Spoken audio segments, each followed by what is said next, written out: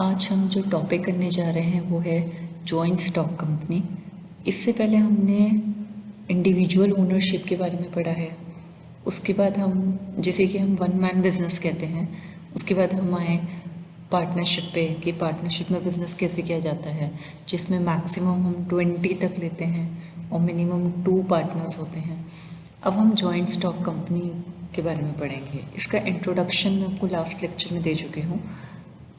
अब हम जो पढ़ेंगे वो है कैरेक्टरिस्टिक्स। तो कैरेक्टरिस्टिक्स से हम स्टार्ट करते हैं। The following are some of the characteristics of joint stock company. A company is created by registering और incorporating an association of persons under the company act. तो ये कंपनी बेसिकली रजिस्टर की जाती है या फिर जो भी कंपनी एक्ट के अंडर जो पर्सन है, जो एसोसिएशन है, उस पे इनकॉर्पोरेट की जाती है। ठीक है, मतलब उसके अंडर ही ये कंपनी आती है। It has a separate legal existence as distinct from its member. इसका जो लीगल एग्जिस्टेंस होता है, जो हमने यहाँ पे पढ़ा था, देखिए, the companies are formed and registered under the Indian company act 1956। तो इसकी लीगलिटी मेंबर्स पे डिपेंड नहीं करती। इंडिविजुअल एक कंपनी फॉर्म हो गई है, मेंबर्स जिसके पार्ट हैं। ठीक है, artificial personality enabling it to exercise certain legal power. जो कि हमने यहाँ पे पढ़ा था कि ये कंपनी एक आर्टिफिशियल पर्सन है। ठीक है, एक इंडिपेंडेंट लीगल एंटिटी है। ओके, नेक्स्ट है perpetual life and a very stable existence. क्योंकि ये कंपनी एक बार फॉर्म होने के बाद इसकी स्टेबिलिटी रहती है, ऐसा नहीं कि आप बहुत जल्दी से डिसोल्यूट कर सकते हैं। Next, it has a common seal on which its name is engraved and this common seal act as its signature.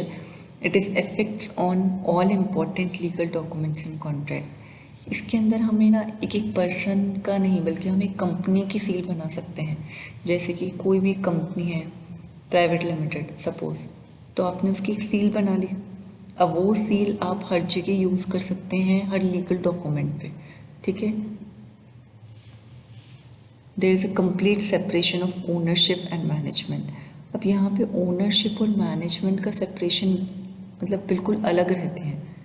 जो ओनरशिप है कि कंपनी किस तरीके से फॉर्म हुई है, और मैनेजमेंट, ठीक है, इनका कोई आपस में इतना लिंक नहीं रहता है कि अगर सपोज कि जो ओनरशिप किसी और की तो मैनेजमेंट अफेक्ट हो जाएगा, या मैनेजमेंट किसी और का है तो ओनरशिप इफेक्ट हो जाएगी। Liability of share holders is limited, क्योंकि हमने पढ़ा है कि इस कंपनी में देखिए capital is contributed by large number of forms in the form of shares of different volume values. Persons who purchase the shares are called share holder. ठीक है, and the managing body known as board of director is elected by the share holder. तो इसमें क्या होता है कि अलग अलग मतलब बहुत सारे लोग कंपनी के शेयर्स में कंट्रीब्यूट करते हैं। ठीक है, तो वो शेयर होल्डर्स कहलाते हैं, और बेसिकली यही कंपनी के एक तरीके से ओनर हो जाते हैं। ठीक है, और जो मैनेजिंग बॉडी होती है वो अलग होती है, वो होती है बोर्ड ऑफ डायरेक्टर्स की। ठीक है, और बोर्ड ऑफ डायरेक्टर्स यानी मैनेजमेंट इस कंपनी का कौन हैंडल करेगा, ये कौन डिसाइड करता है? ये डिसाइड करते हैं शेयर होल्डर्स। शेयर होल्डर्स कुछ लोगों को सेलेक्ट करते हैं कि भाई ये लोग हैं जो कि हमारी कंपनी को क्या करेंगे, मैनेज करेंगे। ठीक है, हमारी कंपनी का जो मैनेजमेंट होगा वो इनके हाथों में होगा। Liability of share holders is limited. Lower tax liability, tax की लायबिलिटी भी अपने आप कम हो जाती है। शेयर इजीली ट्रांसफ़र किए जा सकते हैं, ये सब कैरेक्टरिस्टिक्स हैं।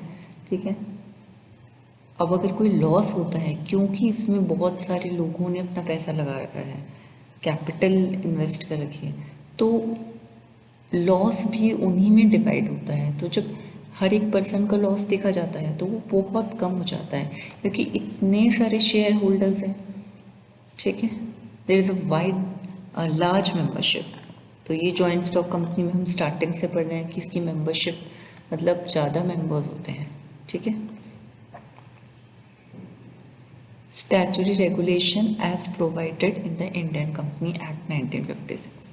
तो इसमें जो भी रूल्स एंड रेगुलेशंस लगते हैं वो इंडियन कंपनी एक्ट 1956 के अंडर आते हैं। अब जॉइंट स्टॉक कंपनी की एक डेफिनेशन दे रखी है कि it is a legal business owned by share holder having limited liability and managed by an elected board of directors. The most important type of business organization today is the joint stock company. In fact, a business on respectable scale can be organized only in this manner. तो देखिए इसमें joint stock company के अंदर जो कह रखा है कि जो हम बार बार पढ़ रहे हैं अभी जस्ट मैंने आपको बताया कि एक ही तो first of all legal business है, मतलब इसका रजिस्ट्रेशन प्रॉपर होना चाहिए। सेकंड, इसमें जो लोग कैपिटल इन्वेस्ट करते हैं, अलग अलग शेयर्स को खरीदते हैं, वो शेयर होल्डर हो जाते हैं, उनकी लायबिलिटीज़ लिमिटेड होती हैं। ऐसा नहीं है कि सारा बर्डन उनका हो गया, ऐसा कुछ नहीं होता, ठीक है। सेकंड, जो मैनेजमेंट कंपनी का देखता है उसे हम बोर्ड ऑफ डायरेक्टर्स बोलते हैं। वो अलग लोग होते हैं, उन्हें इलेक्ट किया जाता है, ठीक है, यानी चुना जाता है। और आज के सिनेरियो में अभी जो सबसे इम्पोर्टेंट फॉर्म है बिजनेस की वो है जॉइंट स्टॉक कंपनी, ठीक है। अगर इस तरीके का बिजनेस आप बहुत अच्छी स्केल पे लेके जा सकते हैं, ओके, अगर आप इस तरह का बिजनेस कर रहे हैं तो इसकी देखिए हमने जो इंडिविजुअल ओनरशिप पढ़ा था वो एक स्मॉल स्केल बिजनेस था, ठीक है, यानी उस बिजनेस को एक लिमिट तक बढ़ाया जा सकता है, ठीक है। अब परचून वाली दुकान है या फिर कोई शॉप, कोई भी आप शॉप ले लीजिए XYZ, वो एक लिमिट तक बिजनेस कर सकती है, ठीक है। जो मैं इसकी बात कर रही हूँ ग्रॉसरी वगैरह, ये डिपार्टमेंटल स्टोर की बात नहीं कर रही, जैसे कोई शॉप की बात कर रही हूँ।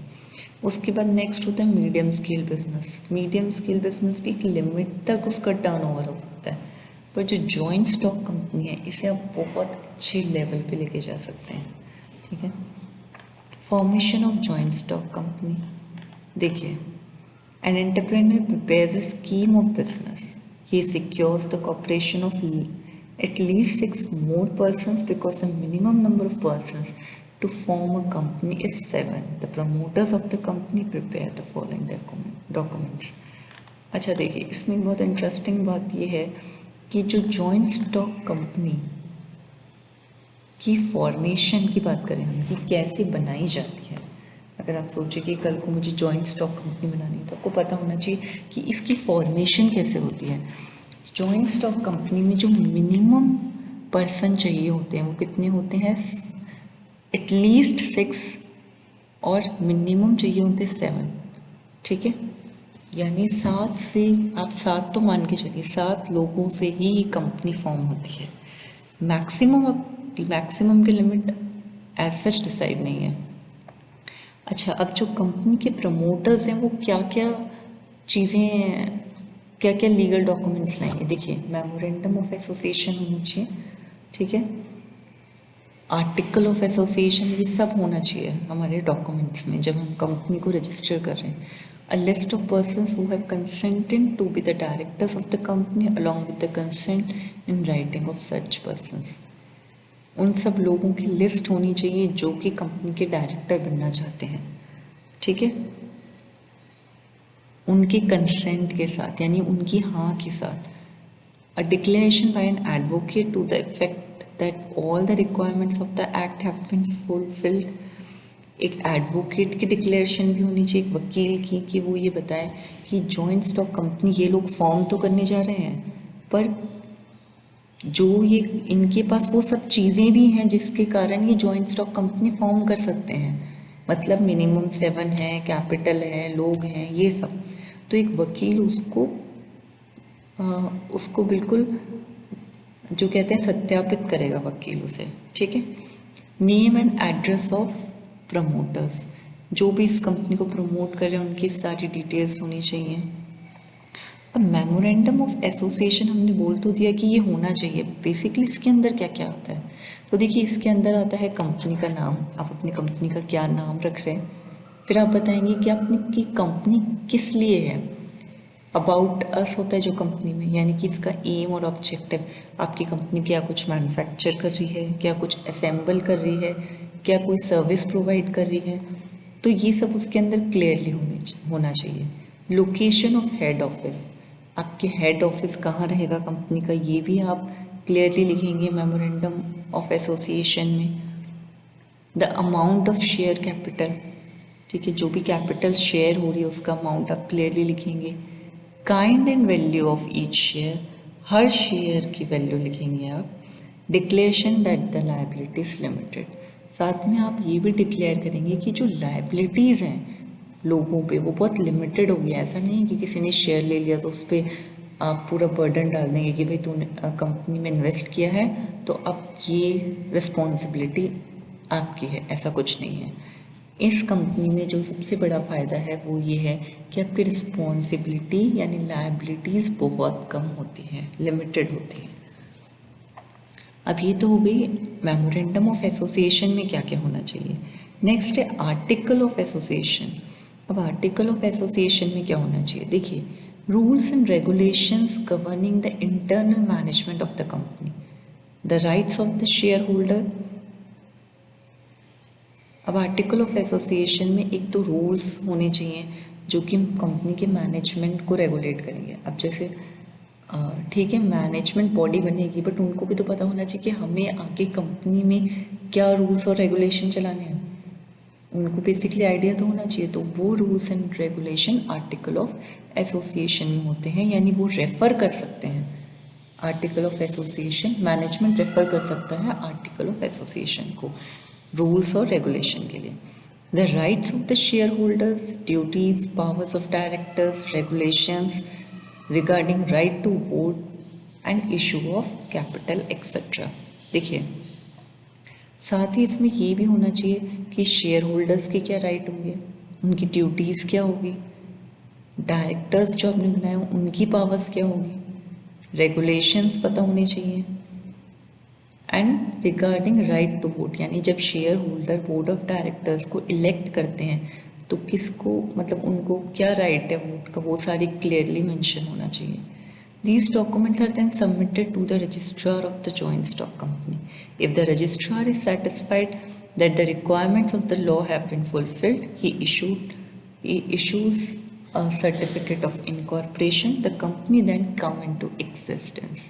देखिए, ये जो डॉक्यूमेंट्स आप बना रहे हैं, मतलब ये मैनेजमेंट सब्जेक्ट में आपको बार बार बोल रही हूँ कि ये सब्जेक्ट बहुत इम्पोर्टेंट है, क्योंकि हमें नहीं पता कि आपको भी अभी आइडिया नहीं कि आप आगे जाके क्या किसी इंजीनियरिंग में एडमिशन लेंगे या कोई गवर्नमेंट एग्ज़ाम क्रैक करेंगे, क्योंकि हो सकता है कोई भी किसी को भी किसी भी स्टेप पे मैनेजमेंट की ज़रूरत पड़ सकती है, आपको नहीं, आपके किसी रिलेटिव को पड़ सकती है, ठीक है। तो जब भी कोई अपना बिजनेस स्टार्ट करना चाहता है, ये बेसिक चीज़ें हैं जो आपको क्लियर होनी चाहिए। इससे ज़्यादा आपको अपना बिजनेस स्टार्ट करने के लिए नॉलेज भी एक लिमिटेड होती है, फिर एक्सपीरियंस होता है, तो ये लिमिटेड नॉलेज आपको होनी चाहिए, ठीक है। अब जैसे अगर आपने अभी तक लेक्चर्स देखे हैं, पढ़े हैं, तो आपको बिल्कुल क्लियर हो गया होगा कि इंडिविजुअल ओनरशिप कैसे होती है, यानी मैं अकेले बिजनेस करना चाहता हूँ तो कैसे कर सकता हूँ।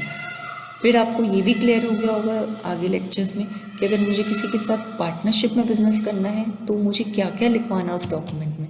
एटलीस्ट आपको आइडिया है कि आप एडवोकेट को जाके बोल सकते हैं कि ये क्लॉज होने चाहिए आगे, है ना। इसी को बिजनेस माइंड भी बोलते हैं। नेक्स्ट, अब आपको जॉइंट स्टॉक कंपनी के बारे में बता रही हूँ, इसकी डिटेल्स भी बहुत इंपॉर्टेंट है। एटलीस्ट आपको पता चल गया कि अगर मुझे अपनी जॉइंट स्टॉक कंपनी को रजिस्टर कराना है तो उसके अंदर क्या क्या आएगा। कोई कुछ भी कहे, आप अगर वो कहता है तो ठीक है, आप एक बार सर्च कर लेंगे कि हाँ ये भी ऐड हो सकता है, बट बेसिक नॉलेज आपको हो गई कि मुझे जॉइंट स्टॉक कंपनी रजिस्टर करानी फर्स्ट ऑफ ऑल बहुत ज़रूरी है। दूसरा, उसमें मिनिमम 7 लोग होने चाहिए। तीसरा, उसकी फॉर्मेशन के लिए ये चीज़ें इम्पॉर्टेंट है, ठीक है।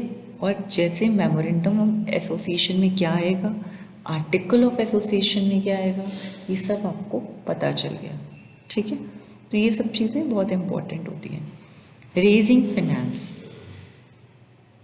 हाँ, तो ये जितने भी डॉक्यूमेंट्स हैं, ठीक है, आपने ये सारे डॉक्यूमेंट्स बना लिए। अब आप क्या करेंगे, ये सारे डॉक्यूमेंट सबमिट कराएंगे जॉइंट स्टॉक कंपनी के रजिस्ट्रार को। तो देखिए, इससे आपको पता चल गया आपको पहले कौन से डॉक्यूमेंट इकट्ठे करने हैं, कौन से डॉक्यूमेंट फॉर्म करने हैं, उसके बाद आपको कहाँ जाना है, रजिस्ट्रार के पास, जॉइंट स्टॉक कंपनी के रजिस्ट्रार के पास।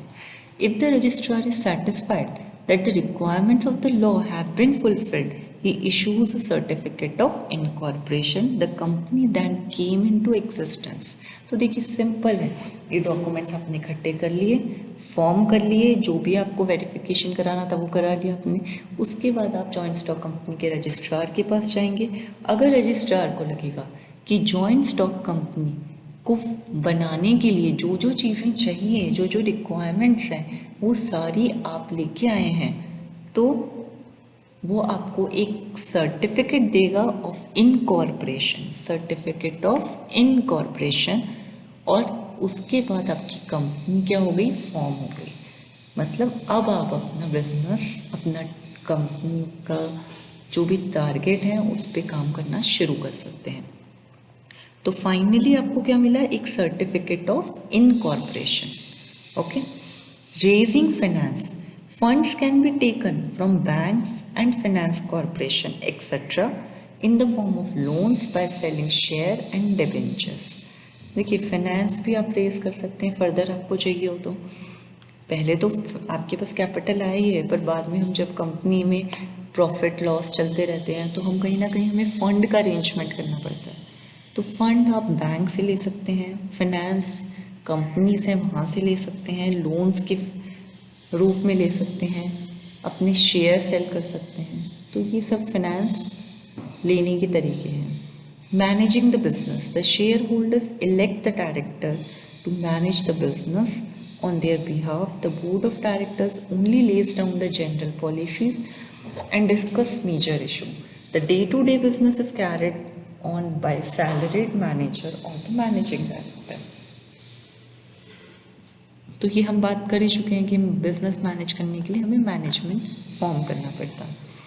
अब हम पढ़ेंगे ऑर्गेनाइजेशन स्ट्रक्चर क्या होता है। देखिए, जॉइंट स्टॉक कंपनी आपने रजिस्टर करा ली, यहाँ तक काम हो गया, ठीक है, आपको एक सर्टिफिकेट ऑफ इनकॉर्पोरेशन मिल गया। नाउ अब आप क्या करेंगे, अब आप एक स्ट्रक्चर बनाएंगे ना कि कैसे कंपनी में सबसे ऊपर क्या होगा, फिर उसके नीचे उसके अंडर कौन काम करेगा, उसके नीचे कौन कौन से डिपार्टमेंट होंगे, वो ऑर्गेनाइजेशन स्ट्रक्चर मैं आपको बता रहा हूँ। सबसे पहले शेयर होल्डर्स होंगे। वाई? इसीलिए क्योंकि इन्होंने अपनी कैपिटल लगा रखी है, यानी इनका पैसा कंपनी के अंदर है, तो सबसे ऊपर वही हो जाते हैं जिन्होंने अपना पैसा इन्वेस्ट किया। इसलिए शेयर होल्डर्स फर्स्ट आएंगे, फिर management, board of directors. Board of directors को अब हम कैसे डिवाइड करेंगे, देखिए मैनेजमेंट भी अलग अलग होता है, हाँ। तो बोर्ड ऑफ डायरेक्टर में एक डायरेक्टर होगा अकाउंट्स में, यानी ऑडिटर, ठीक है।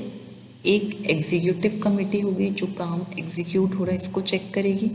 थर्ड होंगे बैंकर्स।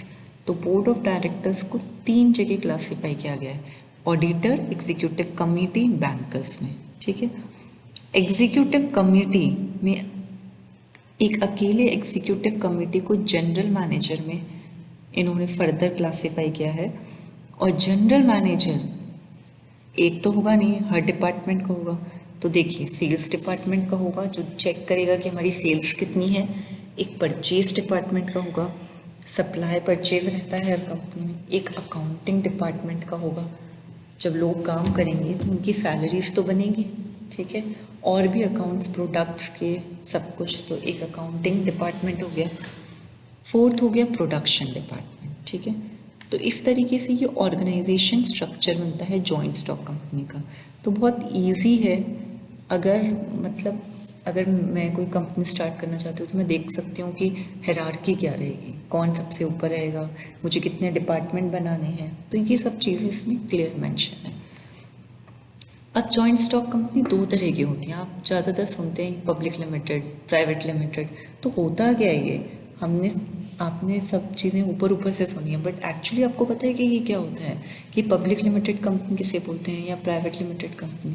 और फर्स्ट ऑफ ऑल, क्या आपको ये पता है कि ये दोनों जॉइंट स्टॉक कंपनीज हैं? नहीं, तो अब हम इसके बारे में क्लियरली पढ़ेंगे। प्राइवेट लिमिटेड कंपनी, देखिए, this type of company can be formed by 2 or more members.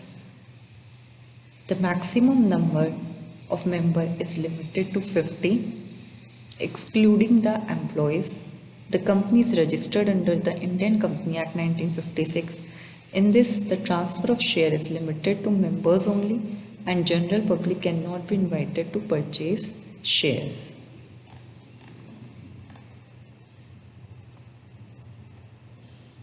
तो इसके अंदर जो बोला है कि ये एक जॉइंट स्टॉक कंपनी है, बट इसमें कहा है कि ये 2 या उससे ज़्यादा मेंबर से फॉर्म की जा सकती है, ठीक है। इसमें मैक्सिमम जो मेंबर्स होते हैं वो होते हैं 50। मतलब ये जॉइंट स्टॉक कंपनी का बहुत ही छोटा रूप है, शॉर्ट फॉर्म हो गया एक तरीके से, ठीक है। कंपनी वही इंडियन कंपनीज एक्ट के उसमें ही रजिस्टर होगी, क्योंकि ये प्राइवेट लिमिटेड कंपनी है, ठीक है। Normally the members of such companies are friends और relatives. In this system, person who want to take the advantage of limited liability and at the same time keep the business as private forms the private limited company. Most of the middle-sized industries are run in this manner. देखिए, private limited company joint stock company का एक छोटा रूप है। कैसे? वैसे तो joint stock company के लिए हमें मिनिमम 7 चाहिए होते हैं, कम से कम 7 चाहिए होते हैं, बट इसमें क्या है, प्राइवेट लिमिटेड कंपनी, जैसा कि नाम से पता चल रहा है, कुछ प्राइवेट पर्सनल हो गई, तो इसमें ज़्यादातर कंपनी के जो मेंबर्स होते हैं वो क्या होते हैं, फैमिली मेंबर्स या फ्रेंड्स, जैसे हस्बैंड वाइफ, और अगर बेटा बड़ा है तो मिलके कंपनी फॉर्म कर ली, तो प्राइवेट लिमिटेड कंपनी हो गई वो, ठीक है। इसमें मिनिमम 2 और मैक्सिमम 50 हैं, तो ज़्यादा मेंबर्स नहीं हुए, ठीक है। सेकेंडली, इसमें अगर लोग लिमिटेड लायबिलिटी का एडवांटेज लेना चाहते हैं कि हम एक लिमिटेड लेवल तक रिस्पॉन्सिबिलिटी लें, तो वो इस बिज़नेस को प्राइवेट रखते हैं, ठीक है। तो वो प्राइवेट लिमिटेड कंपनी ही फॉर्म करते हैं, और ज़्यादातर जो मिडल साइज इंडस्ट्रीज़ होती हैं वो यही होती हैं। अब इसमें एडवांटेज क्या है कि company need not to circulate the balance sheet, profit and loss account etcetera among its members, but it should hold its annual general meeting and place such financial statement in the meeting. A private limited company enjoys a separate legal status, continuity of life, benefit of limited liability, larger capital raising power, business secrecy to certain extent, and above all the number of privileges and exemptions not possible for public limited company as per Companies Act. तो इसमें एक और advantage है, वो ये है कि जो प्राइवेट लिमिटेड कंपनी है उससे अपनी बैलेंस शीट, हमें हर साल बैलेंस शीट आपको उन्हें सर्कुलेट नहीं करनी पड़ती, प्रॉफिट एंड लॉस अकाउंट नहीं दिखाने पड़ते। इसीलिए भी लोग प्राइवेट लिमिटेड कंपनी पे जाते हैं, क्योंकि उन्हें अकाउंट्स को अपना शो करने की ज़रूरत नहीं है, ठीक है, अमंग इट्स मेंबर्स, क्योंकि फैमिली मेंबर्स हो गए, फ्रेंड्स हो गए, तो पर अगर आप एक्चुअली आपकी पब्लिक लिमिटेड कंपनी है तो आपको अपनी अकाउंट, अपनी एनुअल शीट, ये सब लोगों के साथ शेयर करनी पड़ती है, ठीक है। तो ये एडवांटेज है प्राइवेट लिमिटेड कंपनी में। लायबिलिटी भी लिमिटेड होती है, ठीक है। अब पब्लिक लिमिटेड कंपनी क्या होती है? Public limited company, as it name indicates, the membership of public limited company is open to general public. The minimum number of persons required to form a public limited company is 7, but there is no upper limit. Such companies can advertise to offer its share to general public. Public limited companies are subjected to greater control and supervision of the government. This control is necessary to protect the interest of shareholder and the member of public. Public limited companies are subjected to greater control and supervision of the government. Shares are transferable without any prior approval. The affairs of the company are managed by board of directors. तो देखिए, मैं जैसे कि आपको बता रही थी कि प्राइवेट लिमिटेड कंपनी एक शॉर्ट फॉर्म है जॉइंट स्टॉक कंपनी का, ठीक है, एक शॉर्ट वर्जन बोल सकते हैं आप, एक छोटा सा वर्जन है। पर एक्चुअली जो जॉइंट स्टॉक कंपनी होती है वो होती है पब्लिक लिमिटेड कंपनी। वाई?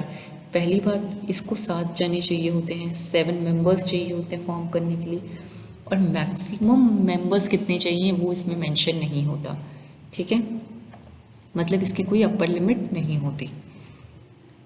ये कंपनी जो पब्लिक लिमिटेड कंपनी होती है वो एडवर्टाइज कर सकती है और ऑफर कर सकती है अपने शेयर्स जनरल पब्लिक को, ठीक है। पब्लिक लिमिटेड कंपनी गवर्नमेंट की सुपरविजन के अंडर रहती है कहीं ना कहीं, और गवर्नमेंट उसे कंट्रोल करती है। ये कंट्रोल इसलिए ज़रूरी है ताकि जो लोग शेयर्स खरीद रहे हैं उनको एक ट्रस्ट बना रहता है कि गवर्नमेंट है पीछे, तो ये हमारा जो भी हम इन्वेस्ट करें उस पैसे को ख़राब नहीं कर सकते, ठीक है। इसलिए गवर्नमेंट का इसमें इंटरफेरेंस रहता है, जबकि प्राइवेट लिमिटेड कंपनी में गवर्नमेंट का कोई इंटरफेरेंस नहीं रहता। एक फैमिली वाला बिजनेस हो जाता है ये, क्लियर। इसमें अकाउंट्स तक आपको आगे नहीं भेजने होते। शेयर्स तो, और शेयर्स भी ट्रांसफरेबल होते हैं। मतलब पब्लिक लिमिटेड कंपनी, अगर मैं कोई शेयर खरीदना चाहती हूँ, ठीक है, तो मुझे अप्रूवल की ज़रूरत नहीं है, मुझे शेयर खरीदने हैं। अगर पब्लिक लिमिटेड कंपनी के, तो मुझे सपोज कीजिए 50,000 लगाने हैं उसके शेयर खरीदने में, मैं अपने 50,000 लगाऊंगी, क्रेडिट कार्ड से पेमेंट करूंगी, आजकल सब ऑनलाइन है, और मैं उसके शेयर्स खरीद लूँगी। जो स्टॉक मार्केट होता है वो यही होता है कि आप कितने शेयर्स खरीद रहे हैं, ठीक है। तो मैं इसके शेयर्स परचेज कर सकती हूँ, इसके लिए मुझे किसी की परमिशन नहीं चाहिए, मेरा पर्सनल इंटरेस्ट है कि मैं शेयर्स खरीदना चाहती हूँ। शेयर्स खरीदने का क्या, जो स्टॉक मार्केट होता है वो यही होता है, मैंने किसी कंपनी के शेयर खरीद लिए, अब मुझे पता है कंपनी अगले महीने तक कम से कम 20% राइज कर जाएगी, तो उसके शेयर भी बढ़ेंगे, तो मुझे 20% जो मैंने इन्वेस्ट किया है शेयर्स में उसमें बेनिफिट हो गया, क्लियर। तो ये फ़ायदा रहता है इसमें, ठीक है। आज हम इतना ही करते हैं, और जो आपके ट्यूटोरियल